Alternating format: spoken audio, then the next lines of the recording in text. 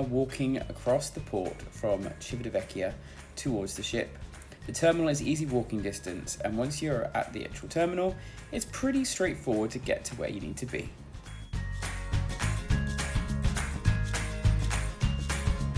We are just walking towards the ship.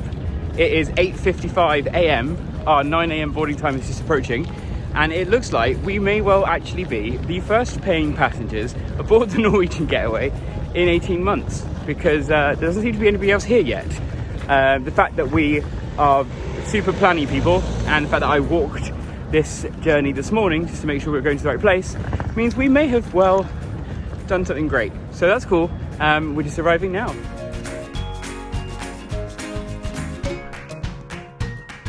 We're in the terminal. We've done check-in. It's a bit of a faff, but we did it. We've got our cruise cards. And yeah, we're just waiting for immigration so that we can go and board the ship. And it is 10 o'clock, so we've been here for an hour. So that's not too bad really, because it's first cruise and we've got all the protocols. So. And after a few delays waiting for things to be ready, we were on board, ready to walk around the ship and get some good views of the other ships in port, including the ferries, and over there, look, it's Virgin's Valiant Lady.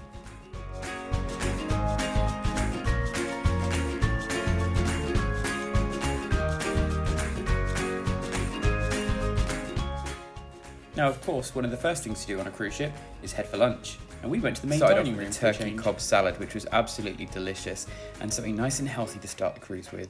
But others in the party had a soup, we had other types of salad, there was a delicious tasting sort of shepherd's pie on offer. We tried a little bit of everything, and of course we had dessert. There were some amazing desserts on the ship, and one thing that I would say for Norwegian, as somebody who's never sailed with them before, is there's a lot of variety on board this ship. There's always options. So although I find on other lines sometimes the food can be better quality or have more of a standout flavour, there definitely is more options on a Norwegian cruise. And after a relaxing dinner and a walk around the ship, it was time for sail away.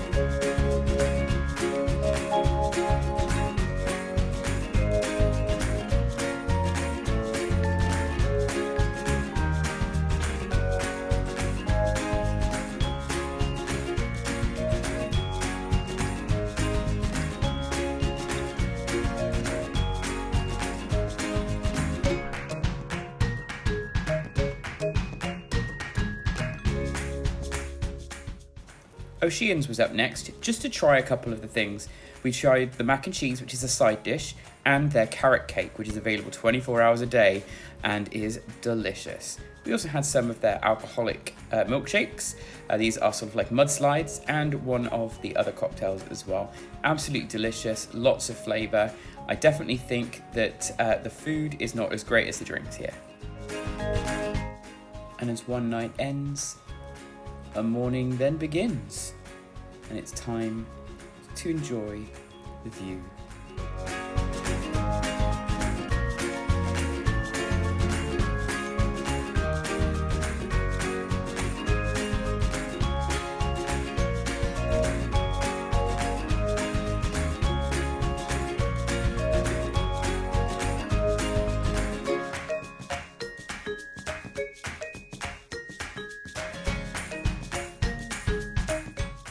Breakfast time. I had an omelette and it was delicious. Some little bit of fruit as well. And between us, we also had some of the oats, pancakes, a bit of everything. We tried to have a little of everything around the ship, take advantage of the fact that food was being provided for us and nobody had to cook. You can tell that's my job in this household.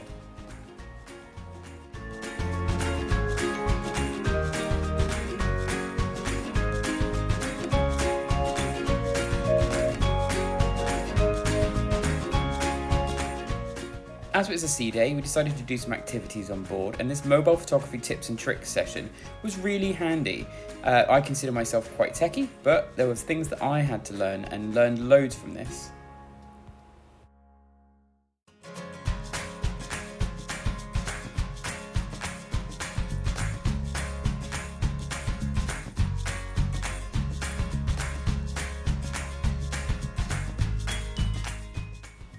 We decided to have our dinner this evening in the Tropicana room. Now, the Tropicana room is the third main dining room on board the Norwegian Getaway, and it is the more upmarket one, and by that I mean that it's sort of dinner and a show. There's always a band performing, so you have music, and some people get up even to dance on the dance floor while you're having your dinner, which is really lovely.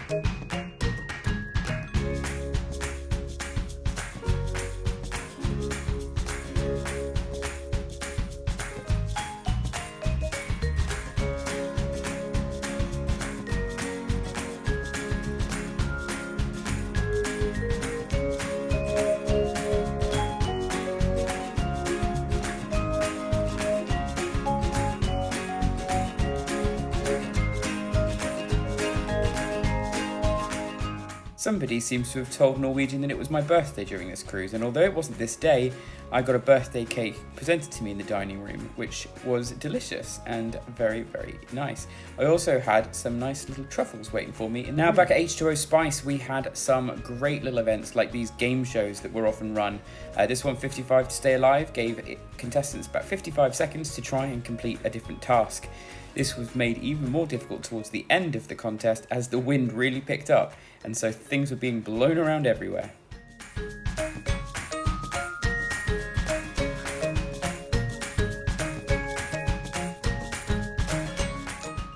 One of my absolute must-dos on every cruise I go on is to get up and watch the sailing into a port. Every morning, it's just the most beautiful thing to see as you see the sun cresting over the hills and get to see a new place that you've been taken to while sleeping. It's one of the big draws for me for cruising, so you go to sleep and you wake up in a new country, in a new place, and with new adventures to have. So here it is, we're sailing into Dubrovnik in Croatia. Now this is my favourite port on this cruise. It's one of my favourite ports in the Med, and you'll see why.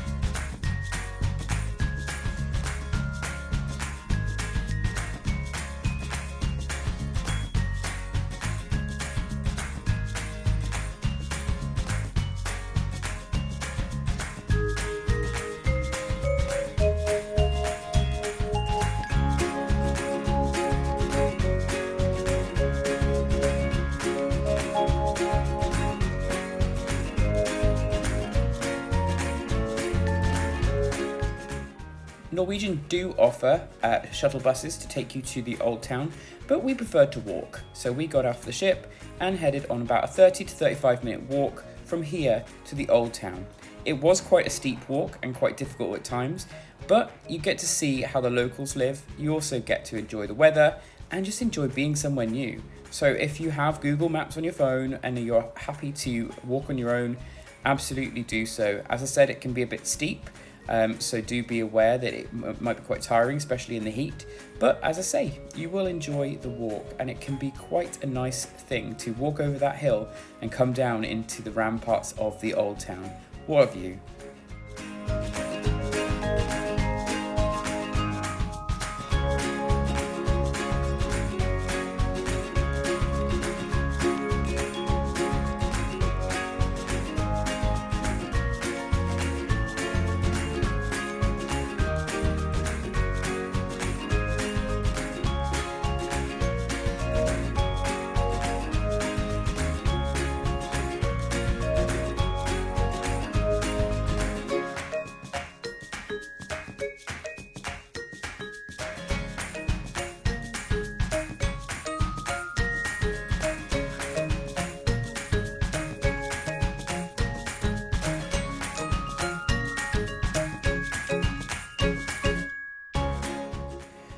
When arriving into the main square of Dubrovnik, you will find that there are quite a lot of people around here.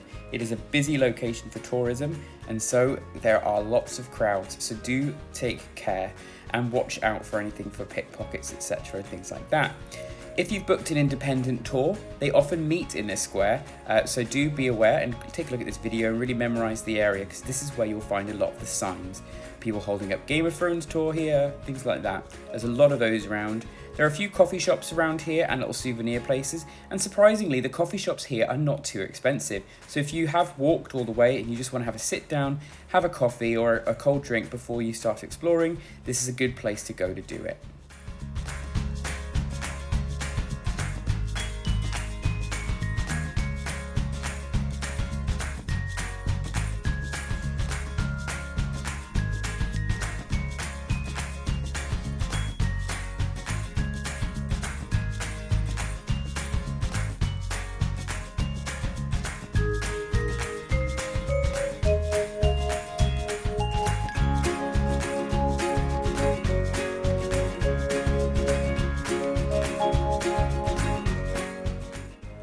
Now, many of you will recognise the sights here, and as I mentioned earlier, Dubrovnik's old town was heavily used in Game of Thrones, the TV show. This area represents King's Landing, where, of course, the ruling clan of the Lannisters lived and ran the Seven Kingdoms. You'll be able to walk around through gates, around the rampart walls if you pay for a ticket, and really get great views of this incredible city. It is one of the most beautiful and striking views that I've ever seen, and it's something I'll always remember.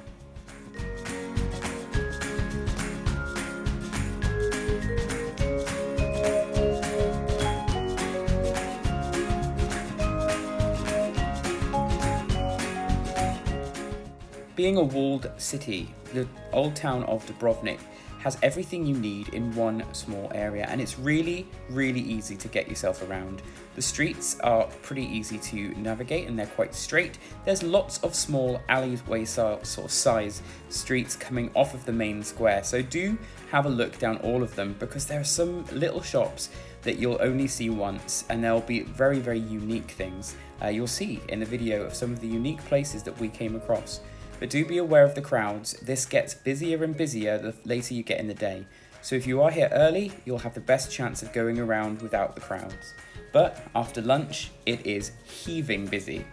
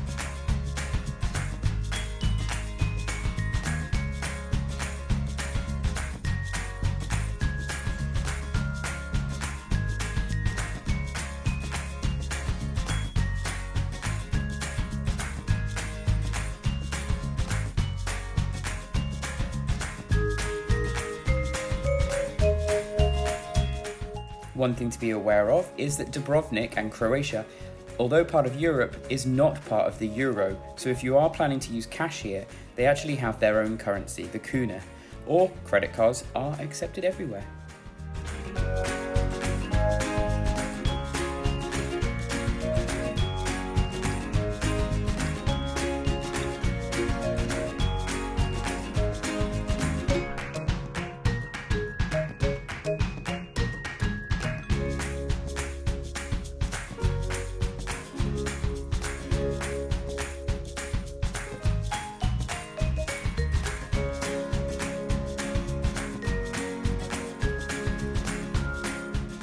Oof, after all that walking, I could have used a break. Luckily, there's a great cafe here with a great view of the harbour. So we sat down, had a lovely coffee, and of course, in Croatia, much like the rest of the Med, coffee here is an espresso to be enjoyed and enjoy sitting. They don't do takeaway coffee so much here, and you'll find that across Italy, it's just not a done thing.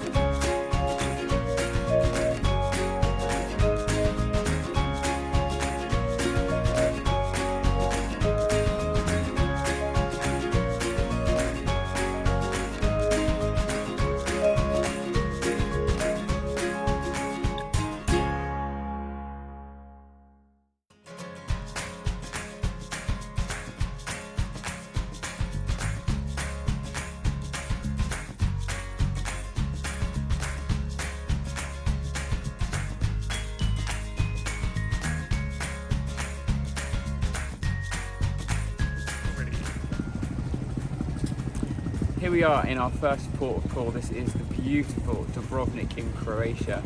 Many people will know it as the location filming for Game of Thrones for King's Landing. Others may simply know it as just the Pearl of the Adriatic. It is one of the most beautiful Mediterranean ports here in Croatia and in the whole of the Mediterranean itself. Home to beaches, islands, castles and culture, great wine, snacks, open air markets, every type of activity for any kind of person you can find it here. And just look behind me at some of the scenes here. You'll see, for example, the red roof buildings of Dubrovnik.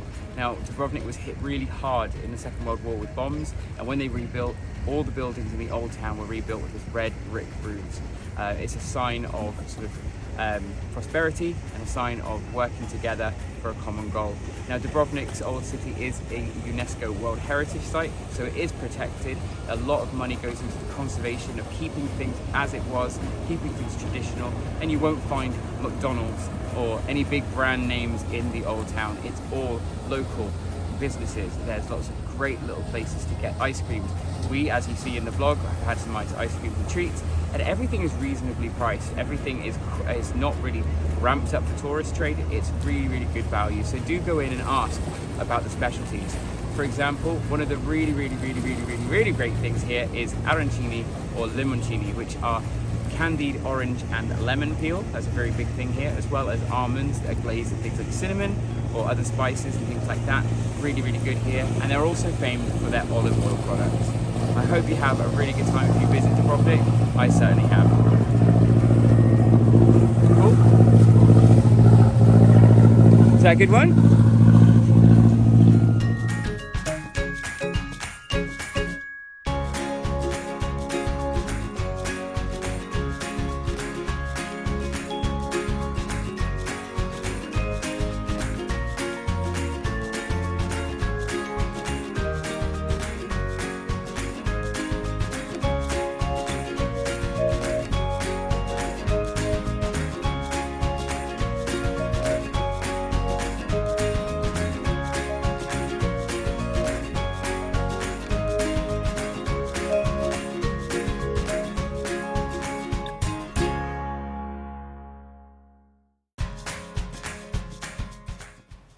we visited the famous Jewish steps, which are famous on Game of Thrones from being the shame steps. And we did notice a lot of the restaurants and places around did actually offer shame-related food items, which was quite funny. The food isn't too expensive, and you will find that a lot of it is local cuisine. Obviously, there are tourist menus, and you will find these everywhere in English, French, German, things like that. So you will be able to see what you're actually ordering. But I do recommend people try something local. We had this lovely appetizer board, but also the famous thing in Dubrovnik is this. It is a black salted risotto made with squid ink. And you can't go wrong with a salad in the Med. So enjoy everything you want. And then it was time to sail away. We're heading off now from the beautiful, beautiful Dubrovnik across to our first port of Greece, the lovely island of Corfu. Come with me and we'll have a look.